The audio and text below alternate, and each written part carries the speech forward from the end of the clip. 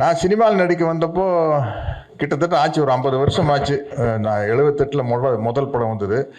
பல்லு எனக்கு இப்போவே பெருசாக, அப்போ ரொம்ப பெருசாக இருக்கும். இப்போ கொஞ்சம் வயசானங்காட்டி அப்படியே அந்த முகத்து சதையெல்லாம் இறங்கல, மேல் உதடும் கொஞ்சம் இறங்கி பல்ல மூடிட்டு இருக்குது. இல்லாட்டி அப்பெல்லாம் இந்த அளவுக்கு இருக்கும்.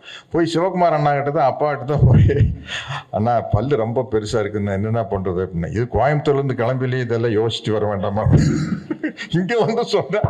அதே பல்லு தானே கோயம்புத்தூர் இருக்கும்போது இருந்த அளவுக்கு பல்லு இங்கேயும் இருக்குது. அண்ணா இதுக்கு ஏதாச்சும் ஒரு வழி சொல்லுங்கண்ணா அப்படின்னா, மந்த வழியில் ஒரு டாக்டர் பேர் சொல்லி அங்கே போய் கொஞ்சம் பல்ல ஃபைல் பண்ணி ராவிடுங்க அப்படின்னார். அங்கே போய் டாக்டர்கிட்ட போய் உட்காந்தாச்சு.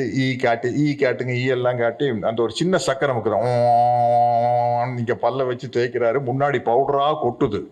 கிட்டத்தட்ட கால்வாசி பல்ல அரைச்சி எடுத்தாச்சு. எடுத்ததுக்கப்புறம் பார்த்தா பல்லு சரியாது, பல்லு பெருசாக தெரியுது. டாக்டர் அது கலை வெறி, நம்ம வந்து சினிமாவில் நடிச்சு ஆகணும்.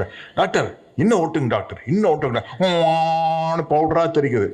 இனிமே பண்ண முடியாது டாக்டர், பரவாயில்ல டாக்டர், இன்னும் பல்லு பெருசாக இருக்குது, இன்னும் கொஞ்சம் அரைச்சி விடுங்க அப்படின்னா, இதுக்கு மேலே அரைச்சோம்னா ஐஸ்கிரீம் சாப்பிட முடியாது, சூடாக காஃபியும் சாப்பிட முடியாது, பரவாயில்லையா அப்படின்னாரு. பரவாயில்ல டாக்டர் பண்ணுங்க, இதுக்கு மேலே பண்ண மாட்டேன் அப்படின்ட்டு.